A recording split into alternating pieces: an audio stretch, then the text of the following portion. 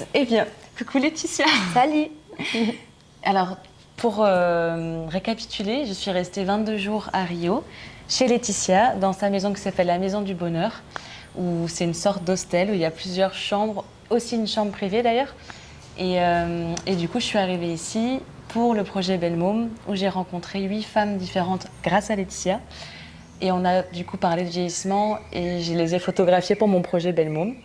Donc voilà, là j'avais envie de poser des questions à Laetitia par rapport à sa perception du vieillissement des femmes à Rio. Si. Et en gros, tu peux me dire ce que tu veux, de ce que tu as pu observer, de la différence entre la France et le Brésil. Alors, ce qui m'a le plus marqué quand je suis arrivée, la première chose qui m'a marqué, c'est le fait qu'ici, les femmes sont beaucoup moins dans des cases et beaucoup moins segmentées. Là où en France, selon l'âge qu'on a et selon notre situation maritale, on va être catégorisé comme mère, grand-mère, tata. Tu vois, on est dans des cases et on n'est plus des femmes. Ouais. Et là où, quand on va rencontrer une femme, selon son âge, on ne va plus la traiter comme une femme, mais vraiment comme une maman ou une grand-mère. Ici, il n'y a pas vraiment ça. Ici, ce sont des femmes qui, en plus de ça, ont la fonction éventuellement de grand-mère ou de maman. Ouais, ça c'est chouette. Tu sais, en France, on va parler d'une mamie. Même si elle n'a pas de petits-enfants, ça va être une mamie. Ouais, ouais. Sauf qu'ici, si tu n'as pas de petits-enfants, tu n'es pas une mamie. Ouais. Tu es une femme âgée. Ouais. Ce n'est pas la même chose. Moi, j'ai rencontré Sandra, qui est une femme qui a aujourd'hui... Quel âge elle a, Sandra ? 58, je l'ai 58 photographiée, ans. elle est sublime cette femme. Et donc Sandra, quand je l'ai rencontrée, elle avait 50 ans et elle a l'âge de ma mère. Et un des premiers trucs que je lui dis, c'est « Ah, tu as l'âge de ma mère, c'est comme si tu étais une maman en fait pour moi. » Et un des premiers trucs qu'elle me dit, c'est « Non, moi je suis pas une mère. C'est pas parce que j'ai 50 ans que j'ai l'âge des mères que je suis une mère. Moi je suis une femme. Je n'ai pas eu d'enfant, je ne voulais pas avoir d'enfant, je ne suis pas mère. » Et ça avait été difficile pour moi de comprendre ça parce que je partais du principe qu'une femme de 50 ans, c'était comme une maman. Tu vois ce que je veux dire ? Ouais. Parce que moi, j'étais la meuf de 30 et quelques années, c'était la meuf de 50 ans, donc ça pouvait être ma mère, donc c'était comme une maman. Et au début, je la traitais comme si elle allait me traiter en tant que fille. Et elle a très vite remis les choses à leur place. Non, toi, tu as 30 ans, j'en ai 50. On est deux femmes, point barre. Et ça a été très surprenant pour moi et j'ai beaucoup appris. Et dans le quotidien, c'est quelque chose que j'ai vu. Par exemple, dans une soirée brésilienne, tu vas voir des femmes, des mamans, des mamies, des personnes plus âgées, des enfants, et on va tous être ensemble, et on va tous s'amuser ensemble, sans que ces rôles-là soient attribués, et en se rappelant aussi que les mamans et les mamies, ce sont des femmes. Un exemple, à côté de chez moi, il y a une place où tous les vendredis, il y a une grande fête pour les enfants. Et bien dans cette place-là, par exemple, le vendredi, il y a les mamans qui viennent avec leurs petits. Elles ont des poussettes, des petits dans les bras, des machins. Elles les laissent tous dans un coin. Ils mettent un petit matelas avec les gamins, il y en a une qui les garde et les autres mamans, ils sont en train de danser, boire des bières. Ça c'est cool. Et pour moi, c'était très bizarre parce que je me disais, mais attends, mais une maman, ça boit pas de bière en fait, parce que j'étais très française. J'étais dans ce rôle de cette femme-là, c'est une maman, donc elle doit respecter son rôle de maman, tu vois, et de femme machin. Donc, toutes ces mamans, ces mamies, elles ne sont plus ces femmes de tous les âges, elles ne sont plus dans des cases, mais ce sont juste des femmes, et quand elles sont dans leur fonction, c'est des mamans, des mamies, et je trouve ça plus sain. Elles sont plus libres, ça me paraît plus sain. Mais j'ai aussi remarqué au Brésil que les femmes vieillissaient mieux dans le sens où elles sont, donc comme tu disais, dans un espèce de groupe de nanas et que elles font beaucoup de danse comme toi, elles font beaucoup de musique et il y a une vie de quartier hyper présente. Mais ce que j'ai remarqué, c'est qu'elles faisaient ça aussi parce que d'après elles, les hommes brésiliens ne servent à rien et ne s'intéressent, et c'est ça qui fait un peu mal, ne s'intéressent même pas mal, plus à elles. J'ai rencontré notamment 3 filles de 3 générations différentes, mais de la même famille du coup. Et la plus jeune, qui avait 24 ans, me disait que les amis de son père s'intéressaient à elle et plus à sa mère. Et apparemment, il y a beaucoup de d'agisme au Brésil, et que les femmes se sentent plus désirées par les hommes de leur âge, et aussi qu'elles les trouvent inutiles ou alors violents, et que du coup, elles restent seule, mais pas seule parce qu'il y a ce groupe de femmes. Est-ce que c'est vrai ou est-ce que c'est un hasard total ? Non, je pense que c'est réel. Déjà, comme je t'ai dit, vu qu'il y a moins ce truc d'âge et de cases, les femmes, elles sont beaucoup entre elles, de toutes les générations. Et elles sont beaucoup en groupe, elles s'entraident énormément. C'est un truc que j'avais moins vu en France. ce truc d'entraide entre les femmes. Et ça crée une société qui, pour moi, est une société très matriarcale, enfermée dans un patriarcat, où on a des femmes qui gèrent énormément et qui s'organisent. Tu vois, la société, elle est organisée par les femmes et malheureusement, elle est emprisonnée dans un patriarcat. Et je pense que ça aide les femmes à vieillir dans ce pays parce qu'on vieillit ensemble. Tu n'es pas une femme isolée. Là où en France, justement, comme on est dans des cases, on est la mamie, on est la maman, on est machin, et bien on finit isolé. Quand on est considéré comme une maman ou une mamie, notre rôle dans la société, c'est d'être à la maison, s'occuper de nos petits-enfants. On n'a pas le droit de s'habiller comme on veut, de sortir comme on veut, de boire des bières sur une place avec ses copines. Alors qu'ici... C'est encore un fan qui débarque. Bienvenue dans ma vie. Ne débarquez pas chez Laetitia comme ça. Oui, je vous ouvre les poulettes. Quand vous fermez la porte, vous allez voir, elle ne va pas se fermer parce que je vais l'ouvrir avec mon truc. Les 2 bichous sur les côtés, là, vous cliquez dessus, vous faites tata, comme un clito, chou-chou. T'as bon. Et après, vous fermez tout doucement avec amour. Parfait. Tout doucement avec amour. Donc, comme les femmes, elles sont plus enfermées dans ce rôle-là qui les isole énormément, de mères qui s'occupent d'un foyer, de mamies qui s'occupent de ses petits-enfants, machin. Les meufs, les femmes, elles évoluent en groupe et elles passent en fait tous leurs âges comme ça en groupe.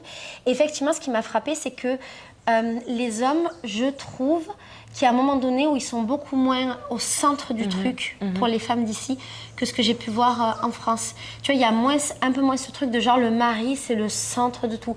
Mais attention, on est à Rio, on est dans une grande ville et on est un peu dans un monde où les meufs, elles ont eu accès un peu à ça. Tu sors de Rio, tu vas dans l'intérieur des terres, tu vas dans les milieux plus ruraux. Le Brésil, c'est immense et l'intérieur, ça représente une énorme partie du Brésil. Je pense que c'est beaucoup plus traditionnel et que les femmes, elles vivent beaucoup plus pour leur mari et dans leur maison. J'en ai quand même rencontré aussi. Voilà. Et une autre qui m'a dit, je ne peux pas participer au projet parce que mon mari ne l'accepterait pas. Et ça, moi, je trouve ça assez choquant, mais voilà, j'accepte. Ou alors des femmes qui sont très religieuses, très croyantes. Il y a beaucoup de femmes religieuses. Ouais, donc ça aussi, j'ai aussi remarqué. J'avais eu un truc intéressant quand j'ai parlé de ton projet à une dame. Il y a une dame qui me dit non, mais moi, c'est plus de mon âge de poser un sous-vêtement. Je trouvais ça drôle parce que. Alors, en plus, le projet existe justement pour ça. Et c'est vrai qu'à Rio, on a un peu ce truc on est en même temps tout très à poil. Très nu, parce qu'on est un pays chaud. Et il y a des femmes, ce qui m'a beaucoup surpris quand je suis arrivée ici, c'était de voir des adultes. Vraiment, moi, j'avais ce truc c'est bon, quand on est une maman, il y a des choses qu'on ne peut plus faire, en fait. Tu peux plus être en micro-short et soutif dans la rue, tu vois. Tu es une maman avec ta poussette et ton gamin. Je n'avais jamais vu ça avant d'aller en Amérique latine et plus à Rio, tu vois. Donc, qu'est-ce que je voulais dire? Donc, en même temps, il y a ça. Et il y a ce truc des femmes qui, elles, sont très prudes et machin. Je pense que le Brésil, c'est un pays qui est difficile à expliquer parce que tu vas trouver tout et son inverse. Oui, c'est ça. Et c'est un pays qui est à la fois extrêmement ouvert et extrêmement traditionnel. Et contradictoire, je trouve. Complètement contradictoire. Genre, on peut mettre des strings à la plage. Mais tu ne peux pas montrer tes seins. Et des tout petits triangles qui cachent vraiment, mais ridicule, le téton. Et par contre, quand j'ai fait mes shootings, je sentais une très grande pudeur. Oui. Parce que c'est des contextes différents ou des femmes qui viennent de milieux différents. Mais moi-même, j'ai du mal à expliquer le Brésil, alors que je fais plein de vidéos sur le Brésil. J'ai du mal à expliquer parce que je vais te dire, par exemple, je trouve que les femmes de favela, c'est des femmes qui, niveau pudeur, normalement, on est tranquille, elles sont tout le temps en micro-short, soutif. J'ai jamais vu de femmes autant libres dans leur corps que dans les favelas. Et en même temps, dans les favelas, il y a énormément de traditionnalisme. Beaucoup de femmes d'église qui sont hyper habillées et ces femmes qui sont à l'opposé, elles cohabitent ensemble. Donc comment tu veux raconter la femme brésilienne, tu vas raconter le Brésil? Ouais, c'est vrai, mais c'est ça, c'est hyper complexe, c'est hyper multiple. J'ai aussi remarqué qu'il y avait quand même plus de chirurgie esthétique chez les femmes au Brésil. Il y a une pression qui est très forte, et notamment à Rio. Rio, on est une ville de plage, on est une ville de soleil et une ville où on vit dénudés. Donc on se regarde les uns les autres. Et il y a un peu cette tradition que très vite, par exemple, on va t'offrir, que tu les moyens ou pas d'ailleurs, on va t'offrir de la chirurgie esthétique. Il y a des gamines, elles n'ont pas encore 18 ans, et leurs parents leur offrent des seins. C'est bizarre, hein? Ou des nez.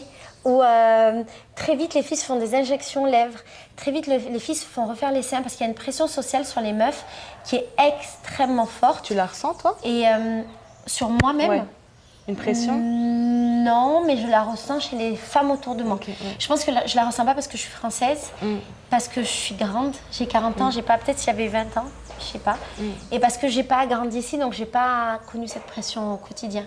Okay. Mais tu sais, il y a un truc qui m'avait beaucoup étonnée ici, c'est que les mecs, en fait, ils investissent sur les meufs. Il y a ce truc où, bam, ils investissent sur les meufs. Une meuf, souvent, quand elle est avec un mec et qu'il commence à devenir une relation sérieuse, elles vont imposer au mec d'investir sur elle. C'est-à-dire qu'elles vont dire, attends, moi je paye, mais à tous les âges. Ah, mais j'ai remarqué ça. Moi, je paye mes cheveux, je paye mes cils, je paye mes injections, je paye ma bouche, je paye mon silicone, je paye mes fesses, je paye mes habits, je paye mes sessions de sport, je paye mes ongles. Donc, tu veux une meuf qui est belle, tu veux une meuf qui est bonne, tu veux une meuf qui corresponde à la poupée que tu veux, tu payes pour ça. À tous les âges, même des meufs de 40 ans et plus, elles ont ce truc-là c'est le mec qui investit. Et quand il y a des séparations, les mecs ils disent attends mais moi je l'ai banqué, tu vois, j'ai investi sur elle, je l'ai monté. Comme un projet, j'ai monté ce projet. Ben non, ils sont comment on dit en français Attends, je vais trouver. Ils sont indignés. Parce qu'ils disent, attends, mais moi je t'ai monté de A à Z, j'ai tout payé pour toi, tes seins, tes fesses, machin. Tu oses aller avec un autre mec. C'est un vrai truc. Donc, tu vois, tu as cette pression sociale, mais je trouve que les Brésiliennes, elles ont réussi à le récupérer pour elles, dans la mesure où elles font payer au mec. Et elles te disent, attends, mais toi, tu veux sortir avec une meuf, tu veux m'amener au resto, moi, une meuf, mais si tu m'amènes au resto, tu payes mes habits, mes cheveux, ma manucure et mes machins. Parce que sinon, je n'ai pas les moyens de sortir. En même temps, ça rend la femme quand même vachement objet de nouveau. C'est une femme objet. Il y a un peu ce truc, encore une fois, c'est une contradiction. C'est une femme objet, mais en même temps, elle s'est réempouvoirée parce qu'elle te dit, c'est toi qui payes. Voilà. Tu veux que je corresponde à ton fantasme? Pas de souci, tu payes. Ouais, c'est complexe.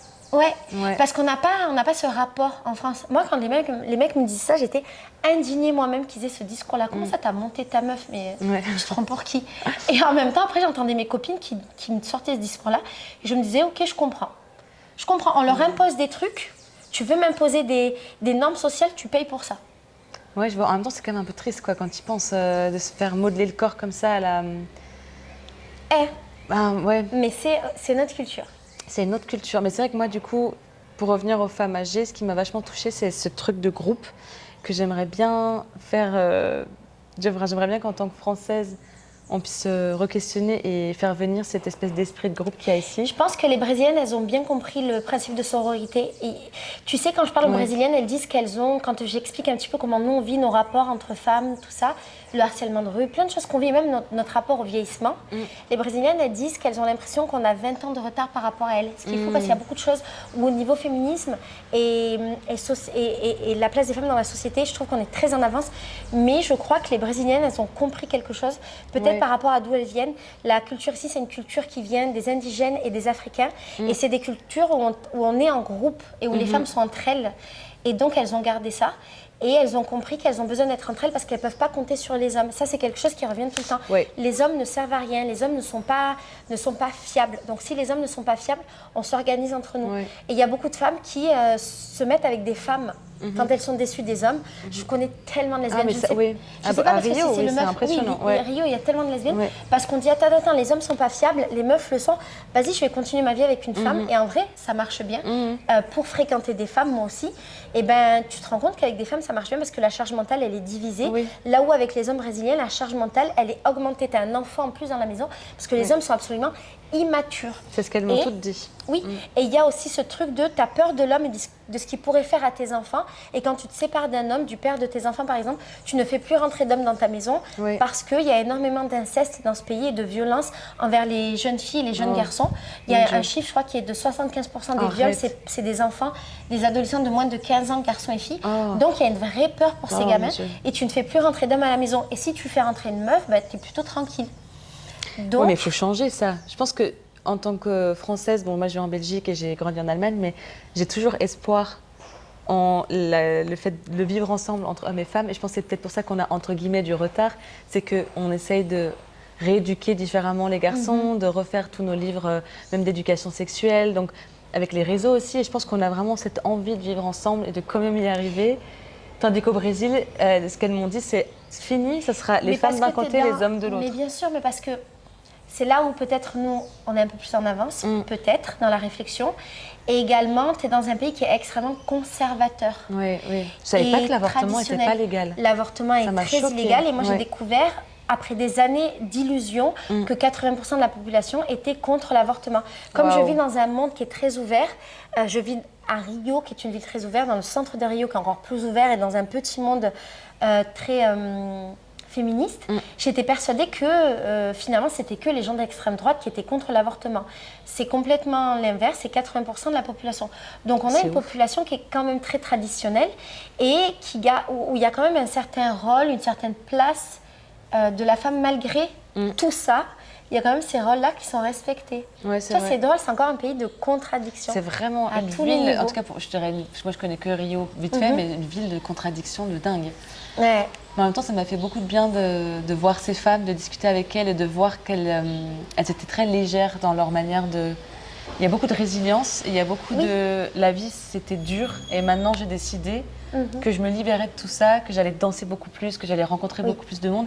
Et ça, c'est assez touchant, où là, je trouve qu'en France, c'est plutôt l'inverse. J'ai fait la fête, et maintenant, je me retire, et je m'invisibilise, limite moi-même, où là, c'est presque l'inverse. Il y a un truc de... Il y a deux choses intéressantes dans ce que tu dis. C'est alors la place des femmes dans la société, la visibilité des femmes, et l'autre truc, tu me dis, elles dansent, tout ça. Il y a quelque chose, c'est que le peuple brésilien, c'est un peuple qui naturellement est très résilient. L'histoire, c'est pas de romantiser la résilience, c'est dire c'est dur, donc c'est bien d'être résilient, mais plutôt de dire quelle est la réponse des Brésiliens face à un problème. Nous, les Français, on a plutôt tendance, quand on a un problème, on a plutôt tendance à discuter et à être dans quelque chose de sérieux, de comment je vais régler mon problème. Les Brésiliens, quand ils ont un problème, quand c'est difficile à la maison, eux, ils vont sortir pour faire la fête, boire une bière et danser une samba. Les sambas, c'est des musiques qui ont l'air très joyeuses, mais qui en fait sont très tristes, qui parlent beaucoup d'amour, qui parlent de chagrin, qui parlent de problèmes, qui parlent de choses comme ça. Et on va pleurer ensemble et on va vivre ce chagrin en collectif. Les femmes brésiliennes, je pense qu'elles sont aussi dans ça, où tu vas répondre à une difficulté. La vie à la maison, c'est difficile, ou ma vie a été difficile. Je le réponds en collectif avec mes amis et pas en individuel avec une copine avec qui je vais être autour d'un café et parler de mes problèmes. Donc ça va aussi changer la manière dont les femmes, elles vont être. La deuxième chose, tu parles de visibilité.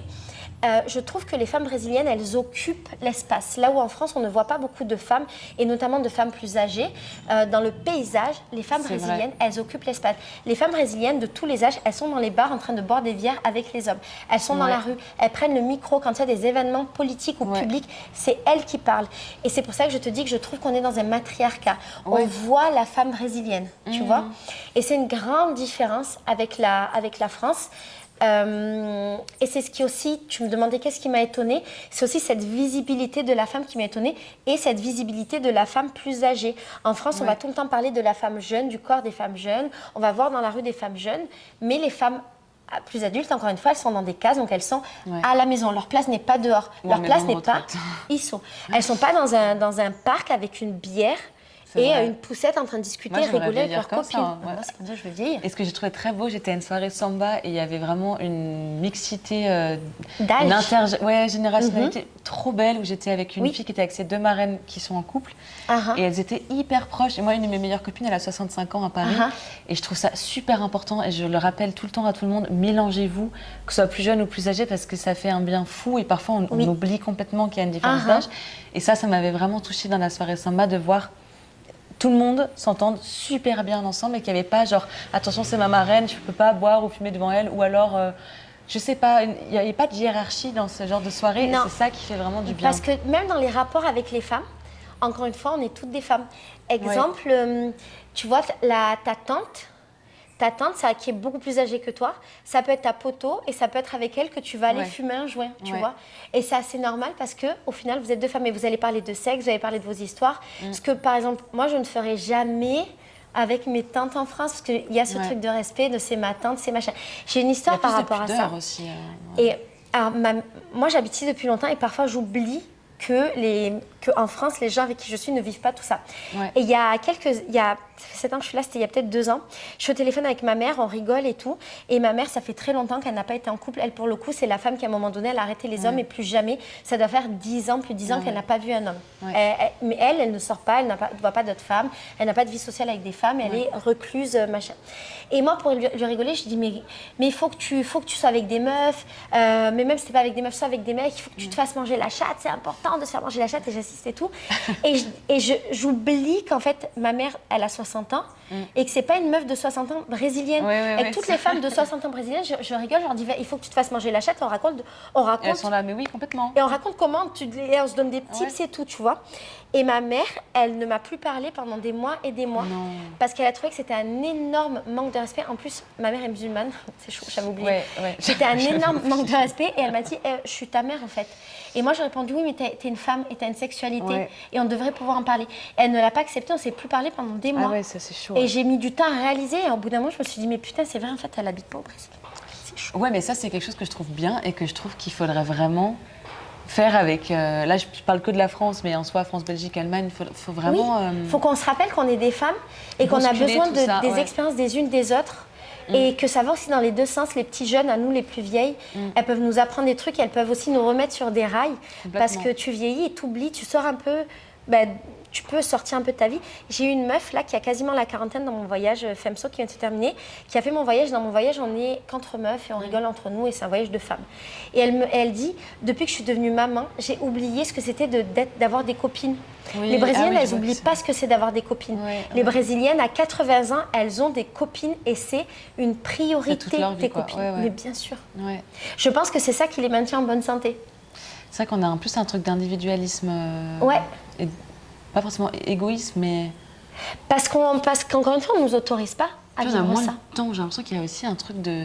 La vie va à 1000 à l'heure en France. Les Brésiliennes, elles font énormément plus de choses au quotidien que nous. La vie est difficile. Les gens ici, ils ont 2 travails, ils ont des activités à côté, ils font beaucoup de choses, mais ils n'oublient pas de vivre. Nous, je pense sincèrement qu'on oublie de vivre. On oublie qu'on est des femmes très facilement.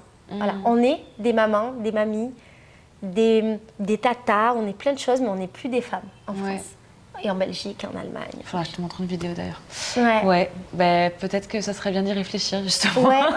Et de peut-être... Soyons des femmes tout le temps. Soyons des femmes d'abord. Des femmes d'abord et après des épouses et des mamans. Oui, mais ça je le dis souvent en interview aussi. Je dis souvent qu'il y a toujours des rôles, des boîtes comme ça et qu'on s'oublie complètement. Et nos corps, surtout, ils servent entre guillemets, ils donnent naissance ou ils accueillent un corps masculin ou féminin. Enfin, on a un truc de corps qui sert. Et du coup, parfois, on sait plus... qui on est à force d'avoir tellement, entre guillemets, servi aux autres, tu vois ce que je veux dire? Si. Et c'est assez spécial. Tu sais, ça me fait penser à un truc, le rapport à la sexualité, il est très différent entre ces deux cultures. Et les Brésiliennes, quand je dis qu'elles n'oublient pas que ce sont des femmes, elles n'oublient pas aussi d'avoir une sexualité. Là où je trouve que dans notre culture, à partir du moment où on est une femme, on serait censé ne plus vraiment avoir de sexualité parce que notre sexe, il a donné la vie et donc ce n'est plus un sexe qui donne du plaisir. Les Brésiliennes, elles n'oublient pas qu'elles ont un sexe et un corps qui est là pour donner du plaisir, des seins qui sont là pour donner du plaisir, un sexe qui est là pour se masturber. Tu sais, pendant la pandémie, c'était très marrant parce que les femmes, elles ont acheté au Brésil énormément de sextoys et des femmes de tous les âges. Et on se montrait les sextoys, je dis mais pas moi, mais ça se montrait les sextoys, ça se donnait des plans, des machins. Et mes copines qui sont plus âgées que moi, elle te parle de sextoy normalement. Je n'ai jamais vu en 40 ans de vie une femme de plus de 40 ans. Ça commence un peu à changer, mais parler de sextoy, tu vois. Alors qu'ici, c'est absolument normal et les femmes n'oublient pas qu'elles doivent avoir du plaisir. Et ça change complètement la donne. Et là aussi, elles n'oublient pas qu'elles sont des femmes. J'ai 50 ans, j'ai 60 ans, mais attends, mon clitoris, il va marcher encore toute ma vie. Jusqu'à la fin de ma vie, je pourrais avoir du plaisir. J'ai fait un partenariat avec des sextoys comme les Womanizer. J'ai été donnée en maison de retraite. C'est génial. Cette histoire. Enfin bref. Mais ouais, du coup, c'est important. Et je pense que là, je vais aller au Sénégal et aller en Géorgie et je vais aussi interviewer et voir un peu ce qui se passe dans ces pays-là. Mais je pense que là où il faut vraiment en prendre la graine, c'est comme tu dis, cette espèce de libération d'être une femme d'abord, retrouver cet esprit de groupe. Et je pense sincèrement que ça nous ferait du bien aux pays plus froids. Venez à Rio. Ouais, je pense que Rio, ça libère les femmes et ça les ramène à leur féminité. Ouais, c'est vrai. Et quand je parle de féminité, je parle pas du rôle les rôles féminins. À une conscience du corps différente. Exactement. Ça ramène à exactement ça, à quel est mon corps. Et ça te fait sortir de tes rôles de maman, d'épouse, de mamie, de tout ça. Et je crois qu'il serait important de vieillir dans les pays latins comme le Brésil. Et moi, je vais venir vieillir. Moi, je serai ta voisine. Il y a aucun problème. Viens vieillir au Brésil, tu seras très heureuse. Et à 80 ans, tu seras encore dans des sambas en train de danser. Et ce sera normal. Et surtout, il y a quelque chose ici, c'est qu'il y a énormément de respect pour les femmes plus âgées. Et je le vois dans les milieux que je fréquente, dans les soirées samba, foro, tu danses, machin. Tu sais, dans les soirées salsa que je fréquentais en France, quand tu étais une meuf un peu âgée, il y avait plus grand monde qui t'invitait à danser, c'était un peu triste. Ici, je vais dans des soirées zouk, en ce moment zouk brésilien. Il y a des petites jeunes de la 20 ans qui dansent toute la soirée avec des femmes, elles ont 50, 60 ans, et il n'y a aucun problème, c'est absolument normal, parce que ce sont des danseuses et des femmes avant d'être des femmes de 60 ans. Voilà, c'est ça qui compte. Bien. Bien sûr. C'est trop bien. En plus, les Français sont bienvenus ici, j'ai l'impression. Donc, venez vous installer. Ouais, venez vieillir ici. Merci Laetitia. À toi. Pour cette petite entretien. Beijo. Beijo. Ciao.